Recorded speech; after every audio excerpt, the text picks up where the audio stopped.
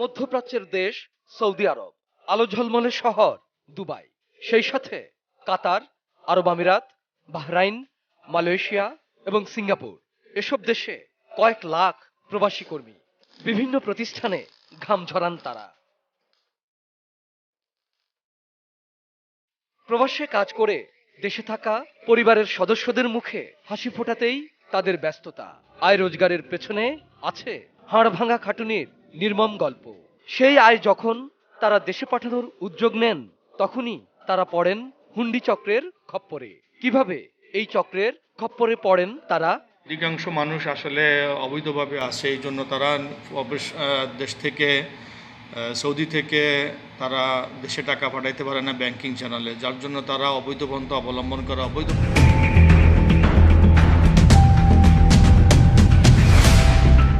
এভাবে টাকা পাঠানোর পর দেশে থাকা স্বজনরা গ্রহণ করেন।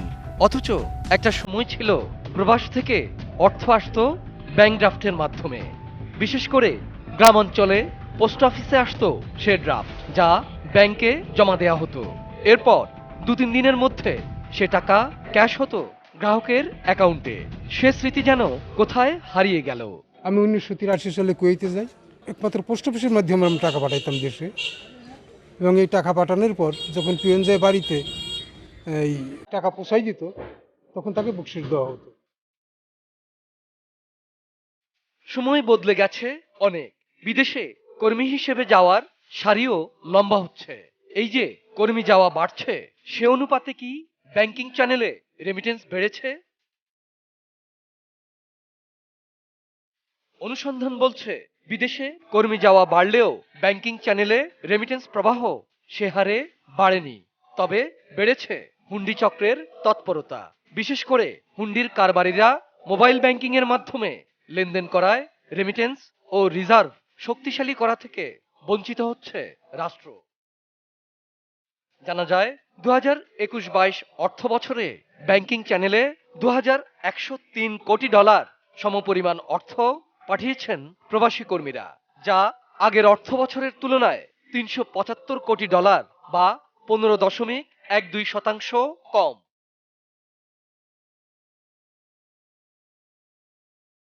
অথচ শ্রম ও কর্মসংস্থান মন্ত্রণালয়ের হিসেবে গত বছর 6,30,000 কর্মী বিদেশে গেছেন, আর চলতি বছরের প্রথম 6 মাসেই বিদেশে গেছেন আরও 6.5 লাখ শ্রমিক।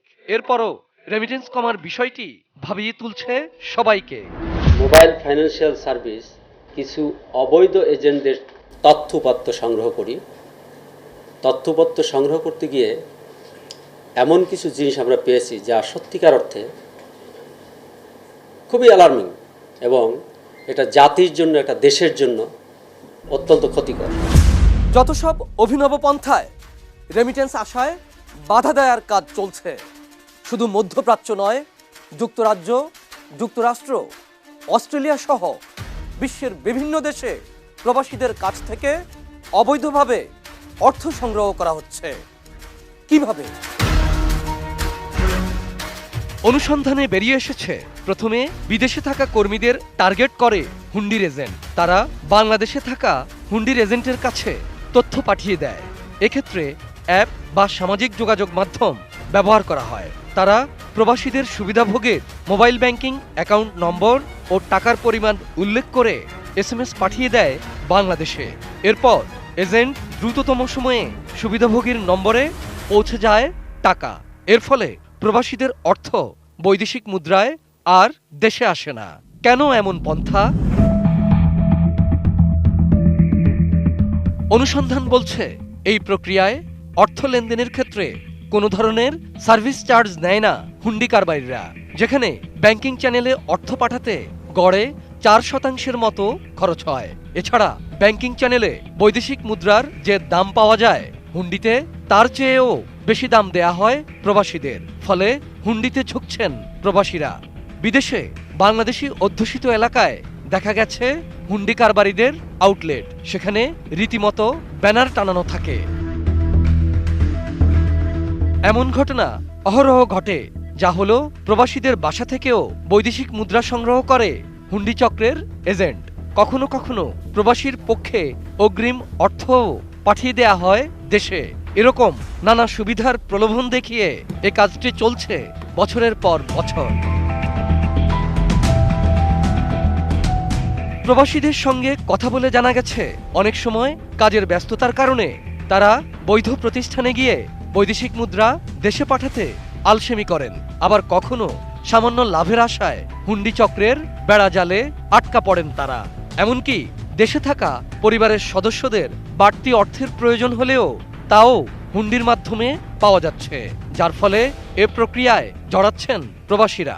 হঠাৎ করে আমাদের সন্তানরা অসুস্থ হয়ে পড়ছে, ফ্যামিলির কেউ অসুস্থ হয়ে পড়ছে, এখন ইমার্জেন্সি টাকা পাঠাইতে হয়, তখন আমরা হয়তো বা 10,000, 5,000 বা 15,000 টাকা আমরা তখন পাঠিয়ে দিই।